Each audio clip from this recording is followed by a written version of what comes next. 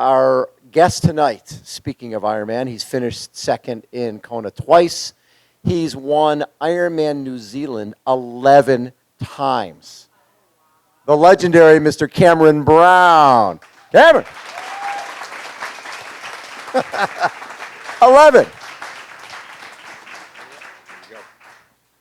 You get that, man. How you doing?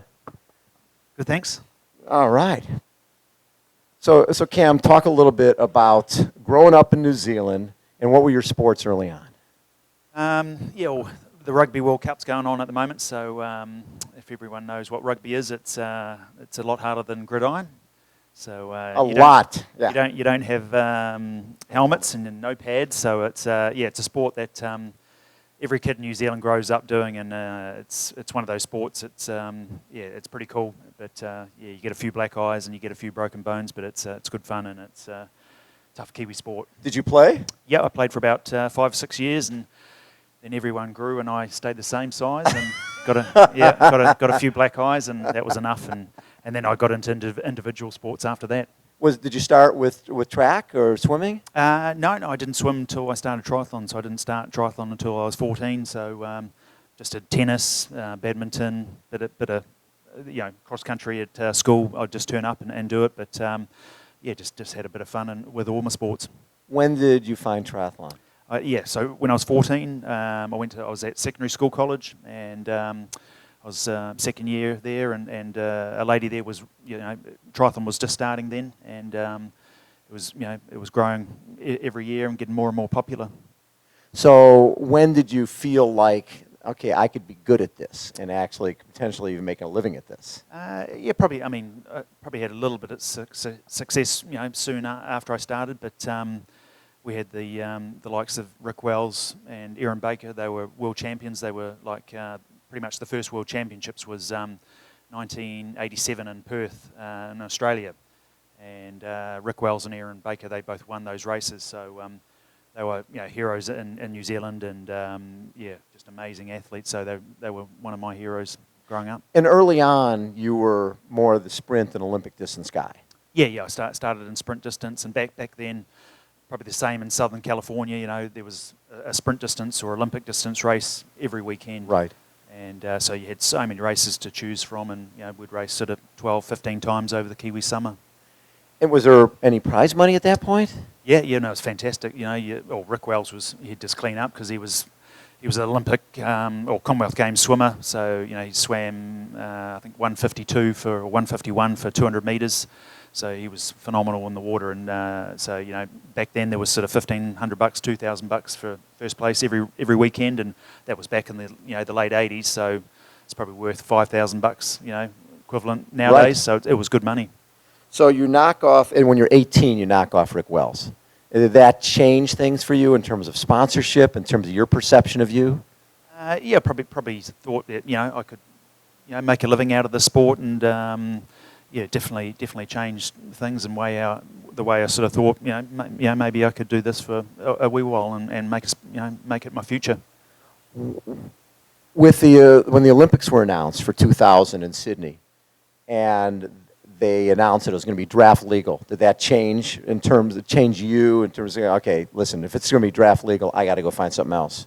Yeah, I had a little bit of success early on in the ITU circuit, and sort of, I was top 10 in the series one year, and I had a third and a fifth and sixth, but as soon as it went to non-drafting, it just changed everything, and then I went to sort of 30th. I couldn't use the bike leg as a strength for me, and my running just, I was never a great runner, short distance, sort of a couple of halves turned up and started doing those, and started to have some good results in the half Ironman distance. So and at that point you really didn't have a developed 70.3 series. It was just sort of random half Ironmans. When did you're 99, you went 97 was your first attempt at Ironman New Zealand, and what happened? It was just a shocker. I'd just come off Olympic distance, and I think every Olympic distance athlete thinks it's going to be pretty easy to switch over, and I tried a new wetsuit that morning, and that was back then. Wetsuits were not like they are nowadays. Nowadays you can just stretch to they're just so flexible. And back then, you'd stretch it and you'd get this much movement. Nowadays it's Yeah. like this. So, swim 3.8 kilometres in a wetsuit like that, and it just arched my back the wrong way. And 40 k's into the bike ride, my back was playing up, and I ended up, my girlfriend, my wife to be then, at I think 150k was standing on my back, trying to put my back in place. And I wasn't going to run, but I ended up running a sort of 3:06 marathon for my first attempt, but I was still sort of 25th or 23rd that first attempt, and got scared away.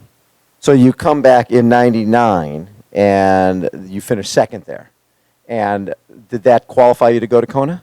Yep. So I finished 13 seconds behind Tim DeBoon, who went on and won 2 Hawaii Ironmans, and I didn't actually realise I was that close to him, because there was just a guy in a t-shirt running in front of me the whole way, and You're like, who is that guy? yeah, he just I think he was sponsored by Polo Sport back then, and it's like, you don't run in a t-shirt in an Ironman, and Right.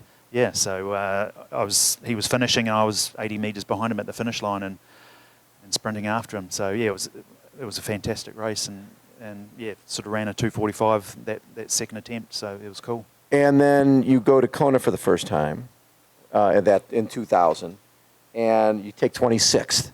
When you came home from there, what were your thoughts? Yeah, you just realise that how hard this race is. It was, it's a stunning swim. You swim in 27, 28 degree water temperature, but then that year, it was just incredible. I only had 3 weeks training on the Gold Coast in Australia.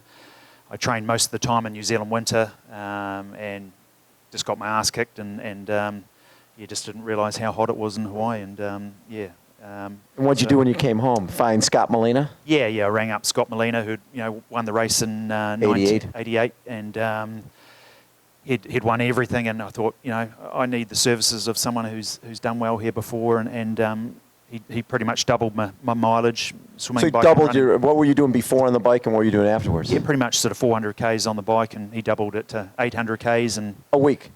Yep. So, I don't know. I think that's maybe 500 miles. So yeah, it was pretty scary, and to do that, go from that massive jump to do that, but it helped, and the next year I went back and got second. So the following year, you go and you win Ironman New Zealand for the first time, right? And then you go to Kona and get second in Kona. And I remember that year, because people had cell phones, but it wasn't that prevalent. And I remember you at the finish line, sitting on the finish line, Mike Riley giving you a cell phone to call your wife. At that time, that was pretty novel, to be able to call someone right from the finish line. Oh yeah, definitely. I mean, my wife didn't come because she just had our first son, Braden, and so 3 days after she'd given birth, I took off to Hawaii, and with her blessing. So yeah, I rang her, and it was. Back then, the New Zealand dollar was 39 cents to the dollar. So I think I won $25,000, and Tim DeBoon won $70,000. I think I nearly won as much as him. So I was pretty happy. I was working it out, the math in my head, and Mike Riley asked me on the finish line, and he said, "Oh, you just won $25,000." And I was like, "No, I just won $70,000." So yeah, it was pretty cool. But buying a loaf of bread was $10. Yeah. So it was expensive staying there. And that pretty much, you go from 26th to second, all of a sudden you're on the map in terms of the Ironman, and especially because you won in New Zealand. How did that change, again, your sponsorship, the perception in the marketplace, especially in New Zealand? Yeah, I mean, it was a massive help to, win New Zealand for the first time. That was my dream come true, and I'd watch the race in, the early 80s when, Scott Tinley, Ray Browning, Scott Molina, Dirk Ashmanite, they were all racing, and I used to drive around the course on the back of my dad's truck and would watch the race, and I always had a fascination with Ironman, and I dreamt about hopefully doing it someday, but to win it, in New Zealand that time was quite an amazing experience, and then to get second at the World Championships was pretty incredible for me. Who were some of the legends that you watched that you ended up racing against? I mean, Scott Tinley, I always remember racing in Coeur d'Alene up in Idaho and racing against him and beating him up there. But Rick Wells and Scott Molina, and I mean, I was around that. I was a teenager, but I was Right. around that area where those guys were still racing, and I mean, the big four were just legends in our sport, and I just have so much, I admire those guys so much because, it was the pioneers of those guys. What they did for our sport was just incredible. So then after you win in 2001 in New Zealand, you win again in 2002, 2003, 2005. What was it about that course that suited you? I think it was just training through a New Zealand Kiwi summer. I just loved it, and we just did back-to-back seasons every year. I just loved racing, and I think, not trying to Skype, but I was sort of, I was pretty good form every year come March, because I just trained through a New Zealand summer, eating my own food, in my own bed, and people I think got a little bit scared that every time they'd come down to New Zealand, they knew what they were sort of. You were ready, and it was early season for them, but you were ready. Yep. When you look back on those early races, what were, if you were going to pick one of those Ironman New Zealands back then in that 5-year stretch, was there one that sticks out as one of your better races? Yeah, I think definitely the first win was incredible, because it was a dream come true to win it, and Peter Sandvang, he had a 12-minute lead off the bike. Our roads in New Zealand are just shit. They're, they it's are. Just that big pebble stuff. Yeah, big rocks just put down and tar cement over it, and it's not nice on your back. And so to ride, sort of 4:30, 4:40 is a good time. Right. And a lot of people, you get off and try and run off that. It's incredibly hard. So 2K to go, I had him in my sights, and I think with about 1K to go, I caught him and passed him, and there was a lot of emotion through winning your first Ironman. And you have this streak where you win 5 in a row, and then when the following year, I think that was the year where they canceled the swim, right? And it was just a bike run, and then you go off after that year and you win another 5 in a row. So basically, if that doesn't happen, you've won 11 Ironman New Zealands in a row. That's nobody does that. Mark Allen won 10 Nice triathlons, but winning 11, but what could have been 11 in a row would have been it's still amazing. Yeah, no, it's. I'll be racing it next year, and I'll be racing it, maybe when I'm 50, because I just love racing the course. Taupo is a town of sort of 20,000 people, but 20,000 of those people will be out in the course, come Saturday, watching and supporting people. How many full Ironman distance races have you done now in your career? Do you even know? I don't know. No, this is going to be 14 Hawaii. And we've done, so you've done like 12 or something in Taupo, probably 19 maybe in New Zealand, and then probably about 10 in Germany, 2 Lake Placids. So you're north of 30 full Ironmans. Yeah. Maybe closer to 40. Yeah, 40 or 50, yeah. 40, 50. Do you feel there's a point of diminishing return where, oh my God, how many can I do before I start going backwards? Because you're 43 and you're still going fast. Yeah. I think I don't know. Probably I just love the sport, and as soon as that passion and desire goes, then it's too tough to keep going. So I think Hawaii keeps calling me back, and I said 3 years ago I wasn't going to go back, but I nearly retired a couple of years ago. But now, why? Why did you almost retire? I think I just had really, it sucked all the energy out of me. I'd been competing since I was 14 years of age. Yeah. And I think it was probably when I was 40 or 41, and I had nothing left in me. And so I took a massive break and did nothing, put on about 5 or 6 kilos, and ate pies and drank Coke, and just enjoyed myself. And after that, I got rid of, I had plantar fascia for probably 2 years, and got rid of that, got rid of every injury, and came back super strong again and motivated to do well again. Did your wife say, like, you know what, Cam, I think you better get back out there again and getting a little chunky? Yeah, I get a little bit annoying, when I'm not training, and I sort of, I lounge around the house and do nothing, and so she kicked me out and got me started again, so it was good. It was great. How have you changed with age? How have you adapted? A lot of athletes will say that, I can do the same workouts I did 20 years ago, but I just have to take more time off in between. What have you found works for you? Yeah, I think I just have to be very, very careful now. I'm 43 now, so recovery is important. I can't do those hard sessions that I used to do. Back when I was in my 20s, early 30s, I could just smash myself nearly every day. But nowadays, I do a lot more easy stuff. I don't have a lot of time off.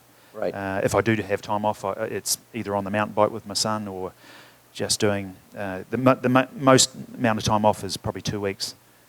That's it. 2 weeks off. Yeah. Otherwise, things tighten up, and typical example. I came up here. I just come from the Philippines. I've flown home. I was in New Zealand for 10 hours. I flew up to Boulder, Colorado, and I had a calf strain second run, so I didn't run for 2.5 weeks. And been that time off probably was a problem. Oh yeah, just the travel. So just anything small like that can just play havoc on older athletes. So you just have to be so careful and using compression when you're flying and all that. So it's just those small things like that, Right. massage and keeping hydrated. And I probably didn't do those things 7 weeks ago and nearly had a calf strain for could have been 5 weeks. So I was pretty lucky. One of the things that I've always wondered about with you, when I see your Ironman marathon times in New Zealand, they're all in the 240s. And then in Kona, I don't feel like you've ever had the marathon that you should have. Like you should be running a 245 in Kona, right? Do you feel the same way? Because I look at your splits, and you've had 256, 258, 255, and then a 250. But I don't think you've ever had your best marathon there. No, I've never, I've spoken to, guys, Peter Reid and Tim DeBoom and all the guys that, when they've won that race, they've just had the best race of their life. And I've never gone there having a great race. And I don't know, hopefully this year, I know I'm older, but... Doesn't matter. Yeah, there's nobody there. There's not much of a field. Yeah, every year I've gone there, I've normally trained on, the Gold Coast in Australia or Noosa, Australia. And so... 3 years ago when I was there last time, I came up to Boulder and I trained in altitude, and I was in fantastic shape. And then my son came up and had a virus, and I got sick. And I didn't even start. So hopefully, fingers crossed, they're going to be healthy. And I've had a fantastic build up, and I'm just really I just want to go there and have a great race, and I'll be happy. I love it. Yesterday, you posted a photo of you and John Howard, who won the 81 Ironman. You're still a geek about this stuff, right? I love it. All those old guys, and if I see any of them, I want a photo with them. Mark Allen, Dave Scott, Scott Molina. All those old guys. I'll make sure I'll tell them that. Yeah. Old guys. Hey, Cam was talking about it. Hey, guys. He's talking about all those old guys. Tinley, Molina, Mark Allen. Yeah. John Howard, he's 68, but man, he can hammer. Yeah, I'd just done Camp Pendleton, and all he was concerned about was the peloton behind catching him. So we were just, pulling off and doing turns at the front, just smacking it. And you and John, yeah. The 43-year-old and the 68-year-old. Yep. No, he was just going for it. He was loving it, and that's the passion that he has as well. So that's what I want to be like when I'm 68. One of the races that I look at is one of the classics, the first Ironman Melbourne, 2012, year after Crowe had just broke the course record in Kona. And it was a great field there, right? You had Nico Llanos, you had Joe Gambles, Luke Bell was there, Frederick Van Leerd. You had everybody there, and it was a first-time event. It was the Asia Pacific Championships, and you and Crowe put on a show. When I look at the splits, I think your swim splits were 5 seconds apart, your bike split was 5 seconds apart, and then you separated from the other guys and just became a one-on-one Mark Allen, Dave Scott, Iron War type of battle. Did you have that feeling during the race that this is special? This is a day I'm going to remember? It was pretty cool. We, right from the start, there was sort of, I think, 4 of us running together, and then I think Nico dropped off at about 15k, and then Freddie Van Leer dropped off at about 17k, and then from that moment, we had like 100 cyclists behind us following us, and we'd surge, I'd surge, and then Crowe would surge, he'd drop me, and then I'd drop him, and I think we got to about 37k's, and then he finally dropped me, and he took off, and I didn't realise we were so close to 8 hours, and he went under, and I finished in 8 hours and 12 seconds, and it pisses me off still to this day that I didn't run. I thought, I've got second, thirds in another zip code, and 12 seconds I could have run it, and not every day you get to go under 8 hours, and So that's going to especially 38 and 39 years old. Yep. Crowley's 38, you're Yep. 39, Yep. and you've dropped all the young guys, and you guys are just going. So Craig goes 50-33 for the swim. He goes 50-37. Crowley goes 4:24:43 for the bike. You go 4:24:48.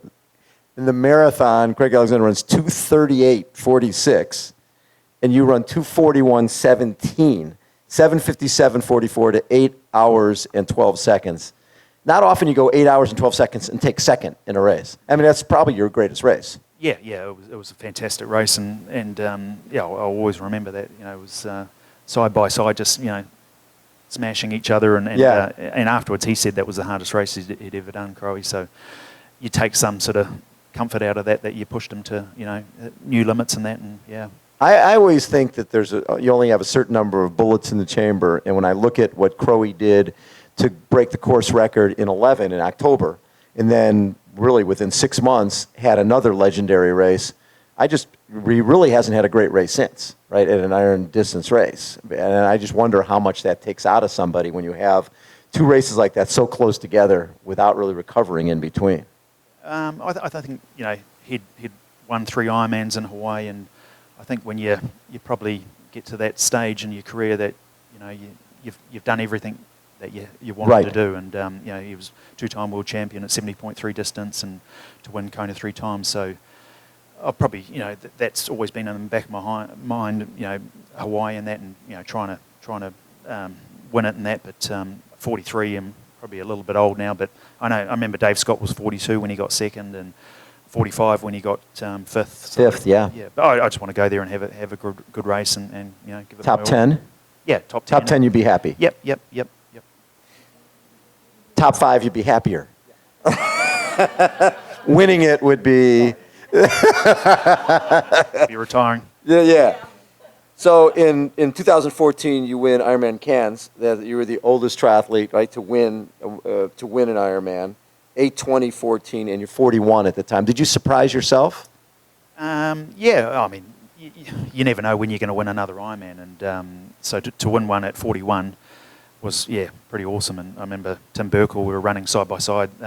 Peter Robinson and Tim Burkle took off like rabbits, and I think they went through the first 10K in about 36 minutes. And I was looking at my Garmin, and we were running sort of 3:30s for those first few kilometres, and it was just nuts. And then I got them at 10K, and then Robbo sort of he was a 3-time world champion short distance. Yes. Then he blew it sort of 12K, so that was nice. And and then at 21K, Tim, he turned to me and said, you've won 11 of these, and I've only won one. And I was like, so? Yeah. I've got a family to feed, and he thought you were going to give it to him? Yeah. It's like, good, mate. Good for you. Yeah, There's no gifts. Yeah. Doesn't he know that? The no gifts. Lance got the shirt, right? I've got 2 kids to feed, and so that sort of spurred me on, and I bet. Has anybody ever said anything like that to you in a race before? No. So as soon as he said that, you knew that he was hurting. Yeah. So it was a good feeling, and I sort of. But it was still 21K to go, and that's pretty funny. Yeah. Hey, listen, why don't you just give me this? Yeah. Did he make you an offer? Like, hey, I'll give you 20 grand if you give it. Oh, if he did, it might have, I know that is a different gig. Yeah. But it's not every day that you win an Ironman. So, no. Yeah. So how many total Ironmans have you won? So I've won 11. New Zealand, Cairns once, then Medaman, which is an Ironman in Malaysia, right? In Malaysia, Indonesia. Yeah. That was 2014 as well, so that was a big win. That was $30,000 US to win that, and then European Championships in 2006. I won there as well. So love it. And then this year you go back to New Zealand and you're 42, and you win your 11th at 42. When you going into that race, did you feel that I feel as good as ever? There's no reason I can't win this race. Yeah, I mean, every year I go to New Zealand, You just love the place. Yeah, I just have a fantastic build-up. And they have a statue of you there or anything like that yet? What's the deal? Bevan Doherty's got his... Bevan's got, they named the street after him. Yeah. But, what the heck? They got a street after him, but there's no Cam Way or Chucky Brown Way? No, there's nothing yet. So, but yeah, maybe one day. But it was, Terenzo Bozzoni, he's he's the beauty and I'm the beast down there, and all the young chicks, you know, cheer him on, and all the 40+ guys cheer me on to, you know, try and do it for the old boys. I think you'd rather have the chicks. Yeah. Oh yeah. Shit. Yeah.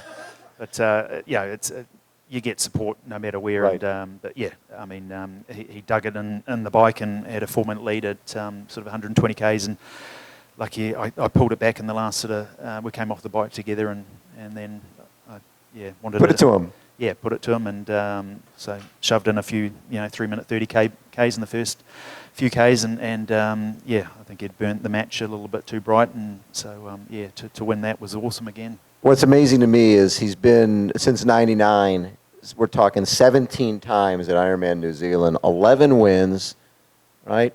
And 4 seconds and 2/3. So you've never been off the podium since last century. How about a round of applause for that? I mean, that to me is just going to a starting line 17 years in a row, but to be able to win 11 of them and be on the podium every single time. Do you look at that and go, I can't believe I did that, or is that something you do when you finally retire? Yeah, I think probably later on in life, and I'll look back and think, yeah, it was pretty awesome and pretty special. But I mean, I just want to keep going. And, yeah. You know, I'm going to line up in 2016 and try and do it again. And yeah. So when you look at New Zealand, a little country, and you had a year where Hamish Carter wins a gold, Bevan Doherty gets a silver, and then Bevan got a bronze as well. Just knowing that those guys followed your lead, and then Lorenzo Bozzoni as well, what are your thoughts in terms of just the growth of triathlon in your country?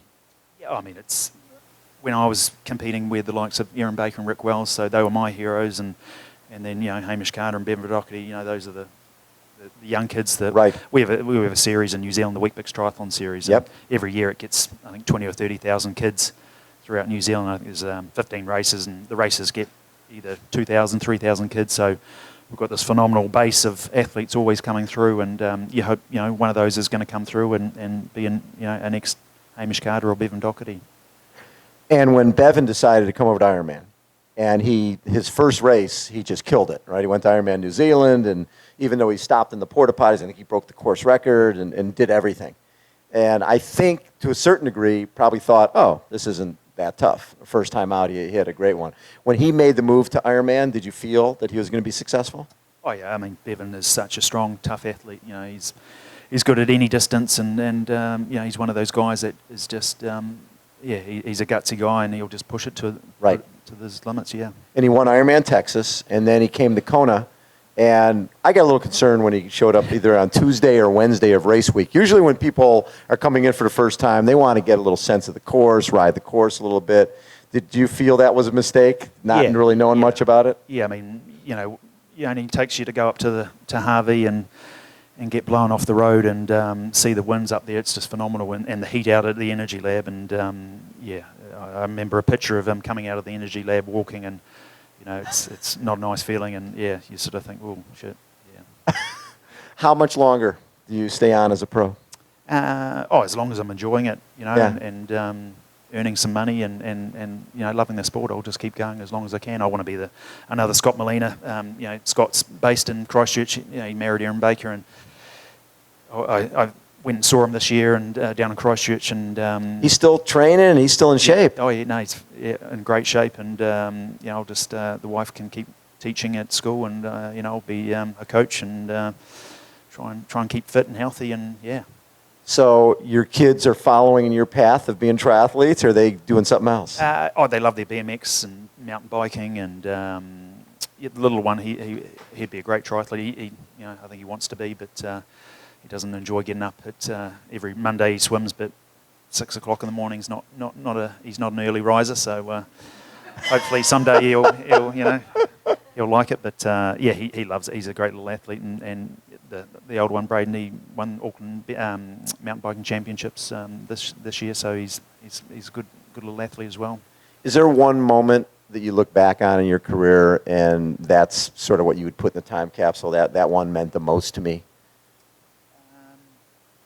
Yeah, definitely winning New Zealand Ironman in 2001. Yeah, first time. Yeah, first New Zealand. Dream come true. Yep. I mean, I every night, it takes me an hour to get to sleep because I'm always dreaming about, I'll be dreaming about Kona and what I'm going to try and do, and just, I think of all the positive things, but I also think of all the negative things that can go wrong. And when you do that, if it is something negative that happens on race course, then when you've done it through your head a million times, then you think, well, yeah, I've done this, and you cope with it better.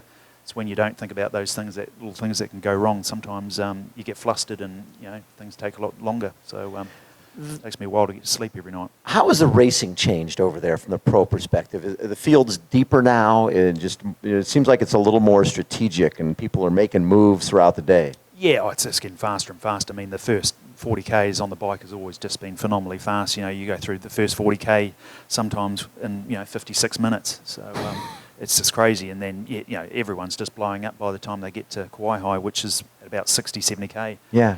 And I mean, the last 2 years I haven't been, and it's been quite good watching and seeing it on TV and just watching what the guys are doing. And even if you're not in that first group, guys come through in the end, and you've just got to be patient the whole day. And if you can do that, then you can have a great race. But it's just so fast nowadays. And you're getting the short course guys coming through now and moving on to probably in the next 2 years with the next Olympic phase that'll come through, you'll get those guys coming up again, and it'll get faster.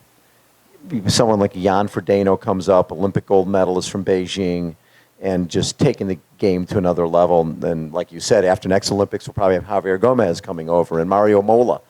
And when you see those guys at the World Championships last week, Mario Mola ran 28:59 off the bike in Chicago to win the World Championships. When you see those guys coming in, sport's in a good place. Yeah, it's just getting faster and faster, and it's good to see the bike playing a huge part of it now. I think the Brownlee brothers have changed things up there, and I like that because before it was just a swim progression. run. It was a swim run, and now with those guys, and everything, I think everyone's had to change their game plan and work on their cycling, and and they're better athletes for it.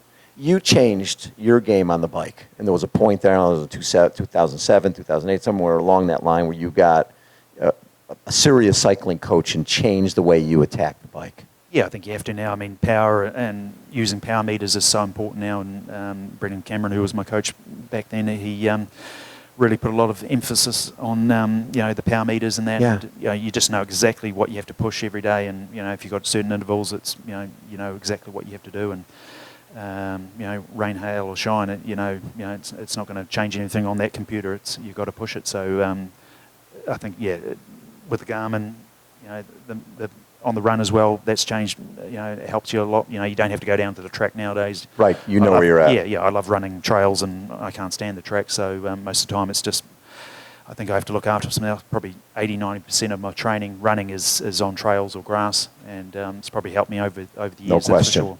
Yeah. How about another round of applause for Mr. Cameron Brown?